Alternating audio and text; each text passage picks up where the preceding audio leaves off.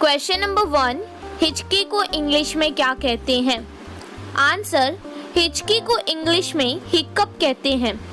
Question number 2, खांसी को English में क्या कहते हैं? आंसर, खांसी को इंग्लिश में कफ कहते हैं। क्वेश्चन नंबर 3, डकार को इंग्लिश में क्या कहते हैं? आंसर, डकार को इंग्लिश में बर्प कहते हैं। क्वेश्चन नंबर 4, छींक को इंग्लिश में क्या कहते हैं? आंसर, छींक को इंग्लिश में स्नीज कहते हैं। क्वेश्चन नंबर 5, खर्राटे को इंग्लिश में क्या कहते हैं? आंसर, खर्राटे को इंग्लिश में स्नोर कहते हैं।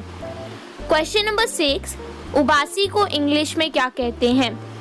आंसर, उबासी को इंग्लिश में यॉन कहते हैं।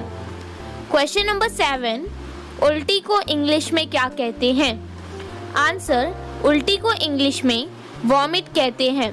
क्वेश्चन नंबर 8, पाद को इंग्लिश में क्या कहते हैं? आंसर, पाद को इंग्लिश में फार्ट कहते हैं। क्वेश्चन नंबर 9, हाफना को इंग्लिश में क्या कहते हैं? आंसर, हाफना को इंग्लिश में पैंट कहते हैं। क्वेश्चन नंबर 10, सूंघना को इंग्लिश में क्या कहते हैं? आंसर, सूंघना को इंग्लिश में स्निफ कहते हैं।